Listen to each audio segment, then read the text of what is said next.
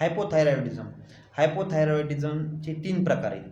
पहिलं primary hypothyroidism, secondary hypothyroidism आणि subclinical hypothyroidism.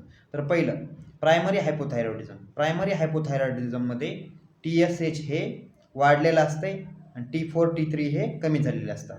त्यानंतरनं येतं आहे सेकंडरी हायपोथायरॉइडिझम. सेकंडरी हायपोथायरॉइडिझममध्ये TSH हे सुद्धा कमी झालेलं असते आणि T4 T3 सुद्धा कमी झालेले असतात. त्यानंतरनं येते सबक्लिनिकल हायपोथायरॉइडिझम. सबक्लिनिकल हायपोथायरॉइडिझममध्ये TSH ची लेवल ही वाढलेली असते आणि T4 T3 हे नॉर्मल असतात. त्यानंतरनं येते हायपरथायरॉइडिझम. हायपरथायरॉइडिझममध्ये TSH हे कमी होते आणि T3 T4 हे वाढतात.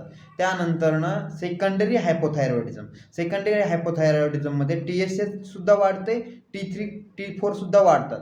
त्यानंतरनं येते सबक्लिनिकल हायपरथायरॉइडिझम.